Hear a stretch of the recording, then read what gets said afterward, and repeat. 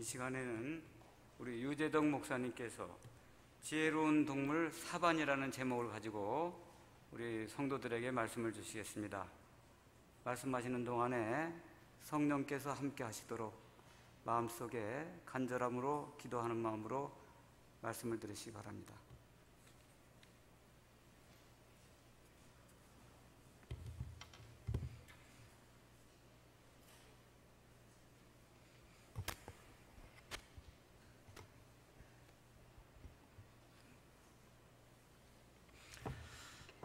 여러분 안녕하십니까? 오늘도 사랑하는 아버지 하나님으로 인하여 참으로 기쁘고 평안하고 행복한 그런 안식일 저녁입니다. 오늘은 여러분과 함께 지혜로운 동물 사반이라는 제목으로 말씀 나누고자 합니다. 먼저 본문 말씀 잠언 30장 24절로 28절의 말씀입니다. 잠언 30장 24절부터 28절의 말씀입니다. 우리 찾으셨으면 다 함께 읽도록 하겠습니다. 땅에 작고도 가장 지혜로운 것 넷이 있나니 곧 힘이 없는 종류로 돼 먹을 것을 여름에 준비하는 개미와 약한 종류로 돼 집을 바위 사이에 짓는 사반과 임금이 없으되 다 때를 지어 나아가는 메뚜기와 손에 잡힐만 하여도 왕궁에 있는 도마뱀이니라. 여러분, 여기 약하지만 가장 지혜롭다라고 평가받는 생물 4가지가 나오고 있습니다. 그 첫 번째는 여름에 먹을 것을 준비하는 개미, 그리고 두 번째는 약한 종류지만 집을 바위 사이에 짓는 사반, 세 번째는 임금이 없는데도 불구하고 떼를 지어 다니는 메뚜기, 네 번째는 왕궁마저도 자유롭게 드나드는 도마뱀입니다. 이 생물들을 잘 살펴보면 전혀 지혜로워 보이지 않습니다. 지혜하고는 좀 거리가 먼 것처럼 보입니다. 그런데 잠언의 저자는 이 생물들이 지혜롭다라고 말합니다. 그렇다면 먼저 각 생물들이 가진 지혜와 그 의미하는 바를 살펴보기 원합니다.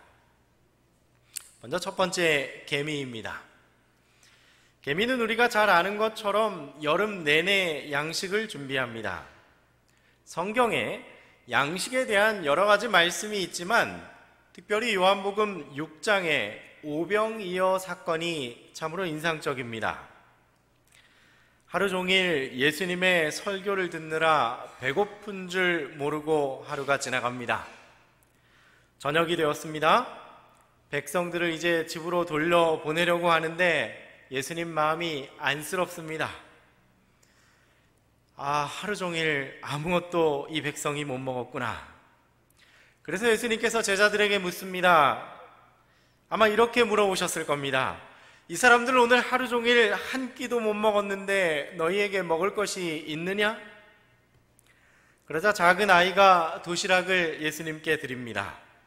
그 도시락 안에는 물고기 2마리와 보리떡 5개가 들어 있습니다. 예수님께서 그것을 받으시고 하늘을 향하여 하늘을 우러러 기도 드리십니다. 아마 일용할 양식을 주신 하나님께 대한 감사의 기도였을 것입니다. 그리고 제자들을 불러 말씀합니다. 이것을 나누어 주어라. 우리 선생님이 겸손하셔서 본인은 마다하고 다른 사람 이렇게 주라고 하시는구나. 아마 제일 약해 보이는 사람 찾아가서 하나 줍니다. 그리고 다른 사람에게 또 하나 줍니다. 또 다른 사람에게 또 하나 줍니다. 3명, 4명, 5명, 6명 떡과 물고기가 그대로 있습니다. 계속해서 나누어 주다 보니 금세 5,000명을 다 나누어 주었고 5,000명이 배부르게 먹고 나서도 12바구니가 남았습니다. 이렇게 무리를 배불리 먹이신 후 예수님께서 그 자리를 떠나십니다. 그런데 그 음식을 얻어먹은 사람들 마음속에 이런 생각이 듭니다. 만약에 이분이 우리의 임금님이 된다면 우리 평생 굶을 일은 없겠구나. 만약에 이분이 우리의 군대 장관이 된다면 전쟁에 나가서 지지 않겠구나. 이길 수 있겠구나. 이렇게 음식을 준비해주면 결코 지지 않겠구나. 이분을 임금 삼자. 이런 생각을 가지고 무수한 백성들이 예수님을 쫓아옵니다. 그때 무리를 향하여 예수님께서 이렇게 말씀하십니다. 썩을 양식을 위하여 일하지 말고 영생하도록 있는 양식을 위하여 하라. 썩을 양식을 위하여 일하지 말고 영생하도록 있는 양식을 위하여 하라. 이렇게 말했더니 백성들이 뭐라고 하는지 아세요? 그럼 우리에게 이 영생하도록 있는 음식을 주셔서 다시는 배고프지 않게 해주십시오. 여러분, 이 질문은 사마리아 여인이 예수님께 물었던 질문과 같은 질문입니다. 그때 예수님께서 뭐라 말씀하시냐면 나를 믿으라고 말씀하시지요. 그러자 백성들이 우리가 당신을 뭘 보고 믿어야 합니까? 라고 묻습니다. 예수님의 말씀은 이것입니다. 모세는 광야에서 40년간 만나를 주었는데 예수님 당신은 겨우 한 끼 해결해 주시면서 뭐가 그렇게 대단합니까? 그때 예수님 하시는 말씀이 그 떡은 모세가 너희에게 준 것이 아니라 아버지 하나님께서 주신 것이다. 이건 분명히 하자. 그런데 이제 진짜 영생하도록 있는 생명의 떡을 주려 한다 라고 말하자 백성들이 그 떡을 그러면 우리에게 주십시오 라고 대답합니다. 그때 예수님이 그 백성에게 뭐라고 말하는지 아십니까? 내가 그 생명의 떡이야. 내가 아버지께서 보내신 바로 그 생명의 떡이야 라고 말씀합니다. 나는 하늘에서 내려온 살아있는 떡이니 사람이 이 떡을 먹으면 영생하리라 라고 말씀합니다. 그러자 백성들은 이 떡이 세상의 떡이 아니기 때문에 하나둘 떠나갑니다. 직설적으로 표현하자면 그들이 바라던 썩을 양식이 아니었기 때문에 예수님을 버리고 떠나기 시작합니다. 그런데 우리 본부교회 성도 여러분께서는 개미가 양식을 준비하듯이 매일 말씀과 기도로 썩을 양식이 아닌 영생하는 생명의 양식을 준비하시니 얼마나 지혜로운지 모르겠습니다.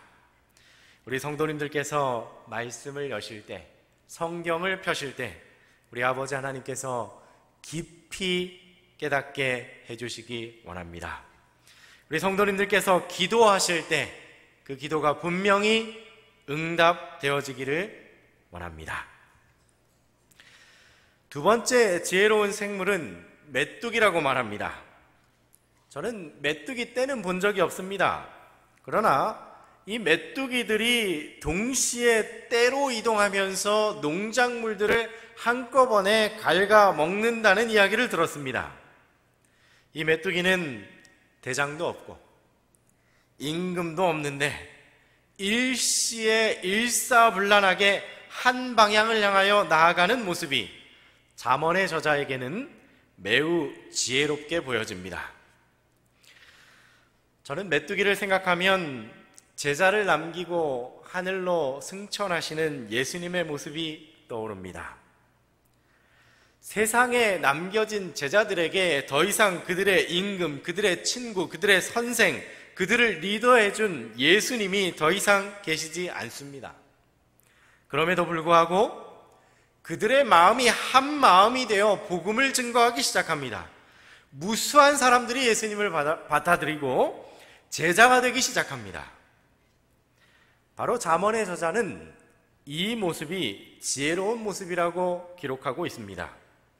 바로 우리 성도님들, 복음을 들고 나가는 모습, 성경을 펴 가르치는 그 모습, 그것이 임금이 없음에도 불구하고 때를 지어 나가는 메뚜기의 모습처럼 지혜로운 모습이 아니겠습니까?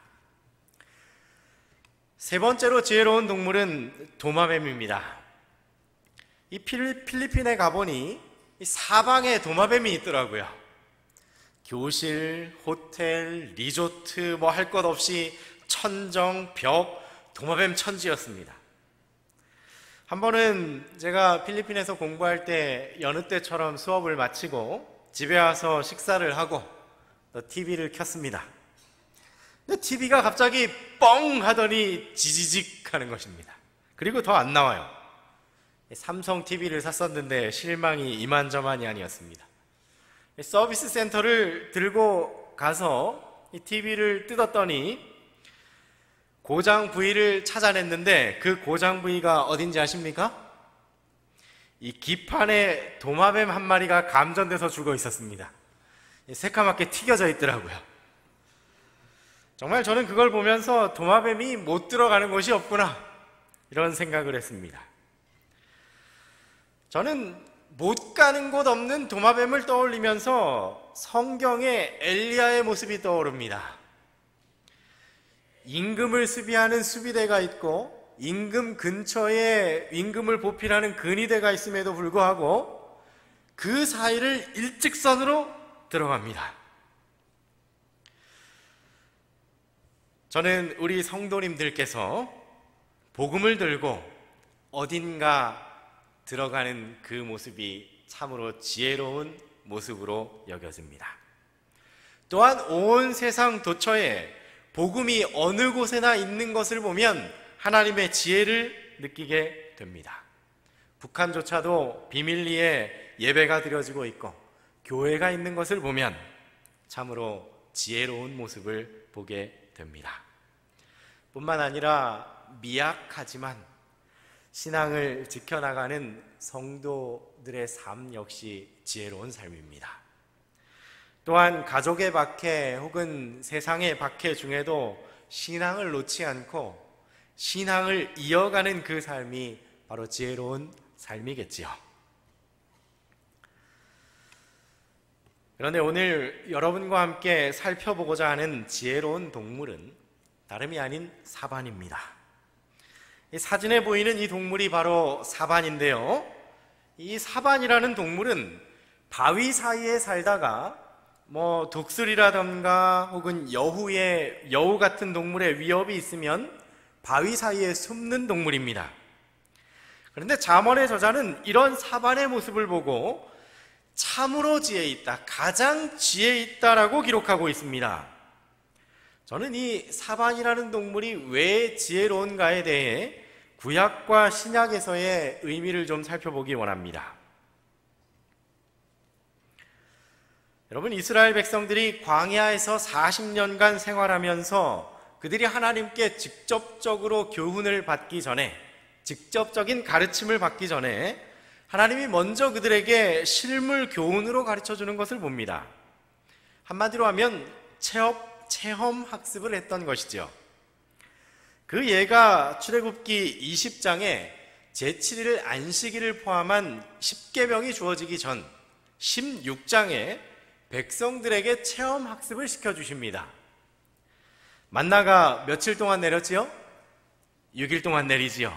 그리고 제7일에는 만나가 내리지 않습니다. 그러자 백성들은 이 안식일을 하나님께서 채워주시는 안식일로 깨닫기 시작합니다.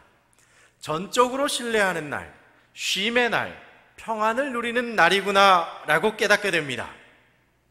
이와 같이 광야에서 매일 6일 동안 내렸던 만나가 이 백성들의 식량이 되었습니다. 그런데 문제는 물이었습니다. 여러분, 물은 매번 하늘에서 비로 쏟아지는 그런 물이 아니었습니다. 물은 매번 반석을 통해서 쏟아져 나왔습니다. 한 번은 백성들이 호렙에 도착했는데 물이 떨어져 갑니다. 불평하기 시작합니다. 불평이 터져 나옵니다.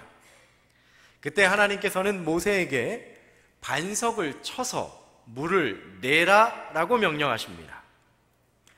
모세는 하나님의 명령대로 반석 앞에 다가가 반석을 쳐서 물을 냅니다. 이 시원하게 쏟아지는 물줄기를 보고 백성들은 무엇을 배웠을까요?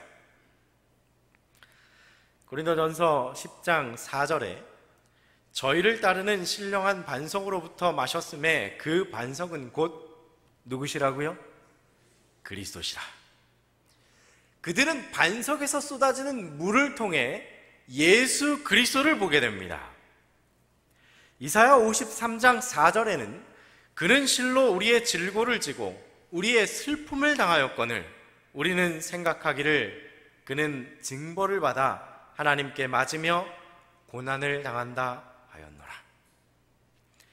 바로 하나님께 징벌받아 맞는 예수님, 십자가에 못 박히시는 예수님, 그분의 죽으심으로 인하여 영생하도록 생수가 흘러 넘친다는 것, 바로 그것을 깨달은 것입니다.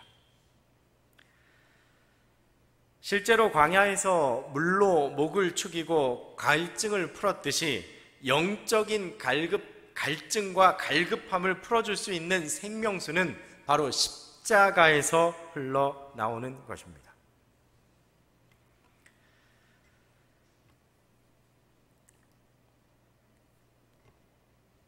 그런데 하나님께서 이 백성이 거의 에돔에 도착했을 때 이렇게 말씀하십니다. 돌이켜 북으로 나아가라. 너는 또 백성에게 명하여 이르기를 너희는 세일에 거하는 모든 동족 에서의 자손의 지경으로 지날진대 그들이 너희를 두려워하리니 너희는 돈으로 그들에게서 양식을 사서 먹으며 돈으로 그들에게서 뭘 사서 마시라고요? 물을 사서 마시라. 하나님께서 모세에게 너희가 이제 에서 자손의 지경을 지나게 될 터인데 이제는 그들에게 물을 사서 마시라고 명령하십니다. 그리고 모세는 그 사실을 백성에게 전달합니다. 그리고 드디어 에돔에 다다랐습니다. 늘 그들 주위에 흘러내리던 물이 멈춥니다. 그러자 백성들이 불안해하기 시작합니다. 목말라 죽겠다, 불평합니다. 불만이 터져나옵니다. 여러분, 바로 이때 여러분이 이스라엘 백성이라면 어떻게 하시겠습니까? 여러분, 물이 멈춘 것이 기쁘시겠습니까? 불안하시겠습니까? 여러분, 모세의 입장이라면 어떻겠습니까? 이제 하나님의 명령대로 에돔의 국경에 도착했고 하나님의 명령대로 물을 사서 마실 수 있는 때가 되었습니다. 이 말은 꿈에도 그리던 가나안에 거의 도착했다는 의미입니다. 이제는 반석에서 나오는 물이 아닌 가나안에 있는 샘물을 마실 수 있는 때가 다가온 것입니다. 여러분, 그럼 물이 멈췄을 때 기뻐해야겠습니까? 불안해야겠습니까? 물이 멈췄을 때 기쁨으로 하나님을 찬양해야겠습니까? 불평을 늘어놓아야겠습니까? 모세가 답답하고 상한 마음으로 하나님께 엎드립니다. 하나님 어찌할까요? 여러분, 모세의 마음이 얼마나 답답했을까요? 그랬더니 하나님 말씀하십니다. 지팡이를 가지고 내 형 아론과 함께 회중을 모으고 그들의 목전에서 너희는 반석에게 명령하여 물을 내라. 하나님은 모세에게 반석을 쳐서 물을 내라 하신 것이 아니라 명령하여, 외쳐 명령하여 물을 내라고 말씀하셨습니다. 여러분, 여기에도 하나님의 교훈이 숨겨져 있습니다. 그것은 우리가 만약 십자가와 그분의 희생을 믿음으로 받아들였다면 이제는 간구함으로, 기도함으로 축복을 받을 수 있다는 교훈을 주시기 원하는 것이었습니다. 그리스도를 상징한 반석은 그분께서 한 번 희생되셔야 한 것처럼 한 번 침을 당하였다. 두 번째는 마치 우리가 예수의 이름으로 축복을 간구하기만 하면 되는 것처럼 반석에게 명하기만 하면 되었다. 사랑하는 여러분, 잠언의 저자는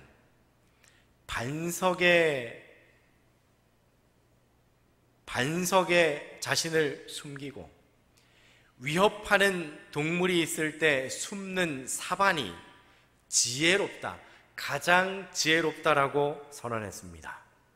사랑하는 여러분, 사반처럼 우리도 이 반석을 의지해서 살아야겠습니다. 그리스도의 십자가를 의지하고 그분의 희생을 의지하여 나아가 기도하고 간구해야겠습니다. 목마를 때마다 바위 되시는 그분께 간구해야겠습니다. 어려움이 있을 때마다 그분께 축복을 간구해야겠습니다. 여러분, 우리 예수님을 한번 생각해 보십시오. 온 우주의 통치자이시고 왕이신 예수님께서 허리를 굽히시고 흙을 떠서 사람의 모양을 빚으십니다. 그 사람이 언젠가 자신을 죽게 할 것을 알면서도 그 사람이 언젠가 자신을 아버지 하나님과 분리시킬 존재라는 사실도 알면서도 사람을 빚으십니다. 그리고 생기를 그 코에 불어 넣습니다. 여러분, 왜 그랬을까요? 이유는 한 가지입니다. 사랑했기 때문입니다. 사랑하시기 때문입니다. 여러분, 이분 의지할 만하지 않으십니까? 여러분, 우리 주님을 의지하는 사람을 잠언 기자는 가장 지혜롭다라고 선언하고 있습니다. 우리 주님을 의지하시는 저와 여러분 되기를 간절히 소망합니다.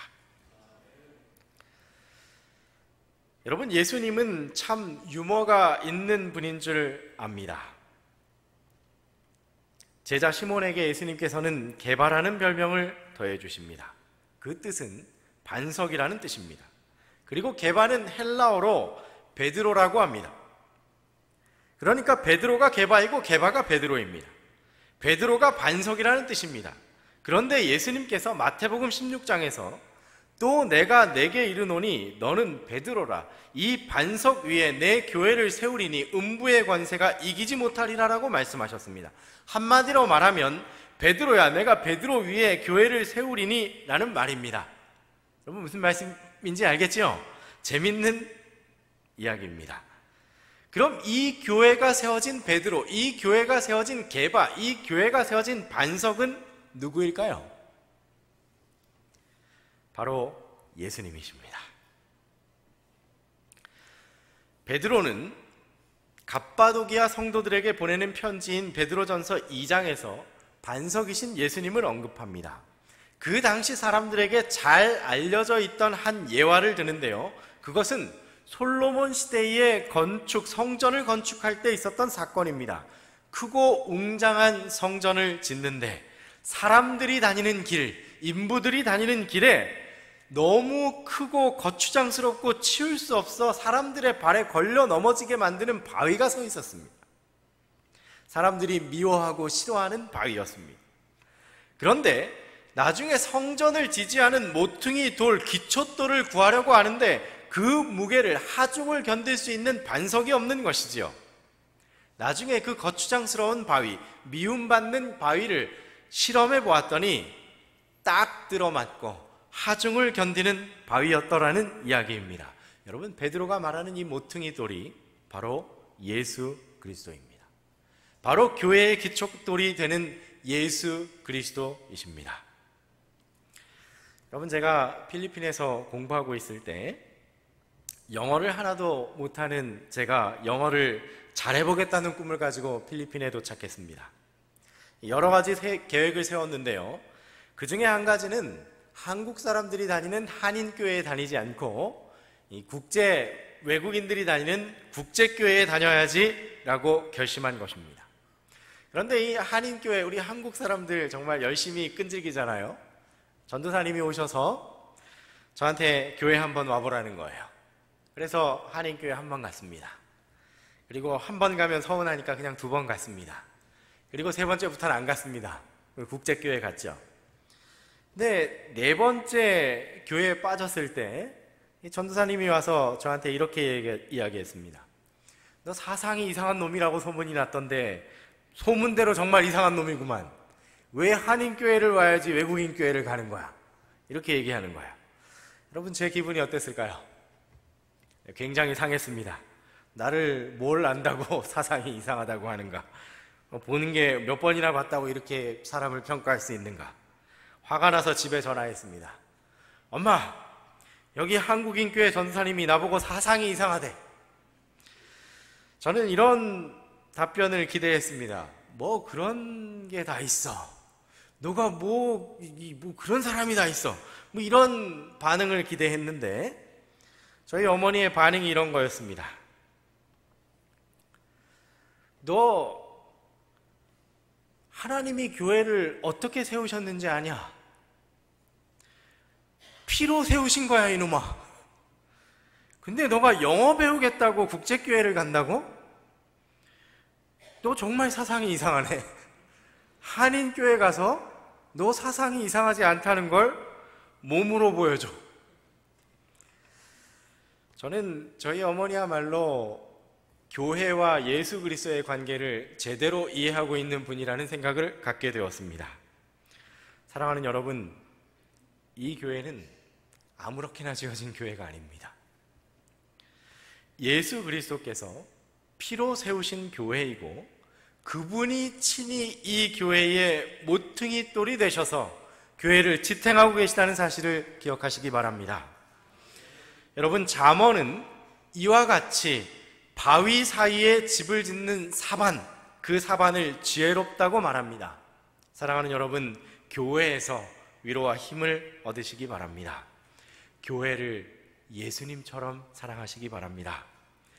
여러분, 약한 동물이지만 바위 사이에서 쉼과 안식을 얻고 위험으로부터 피하는 사반을 보시기 바랍니다. 잠언의 저자는 이 동물이 지혜롭다라고 말합니다.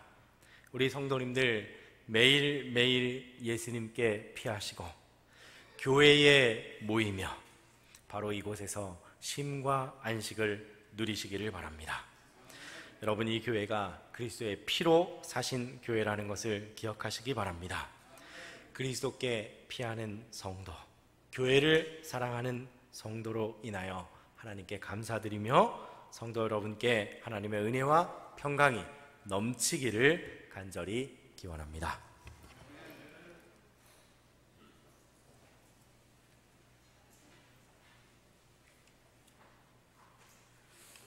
목사님 말씀을 생각하시면서 373장 찬미입니다.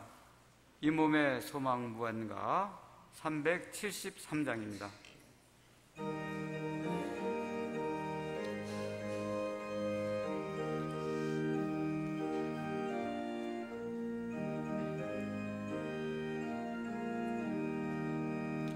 이 몸의 소망 무한가 내 주의 보혈뿐일세 주 예수 이름 밖에는 맘 붙일 곳이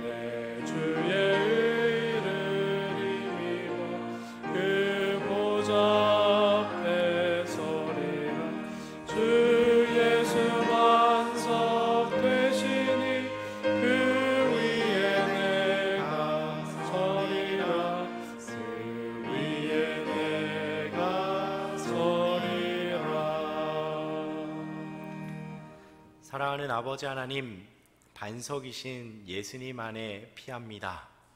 우리를 숨겨주시고 환난과 폭풍 중에 피난처 되어주시니 감사합니다. 또한 이 교회의 모퉁이돌 되어주시고 모여 주를 찬양케 하시고 또 영광 돌리게 하여 주신 축복에 감사드립니다. 이 안식일 감사와 또 기쁨이 넘치는 안식일 되게 하여 주옵소서. 사랑하는 예수님 이름으로 기도드립니다. 아멘.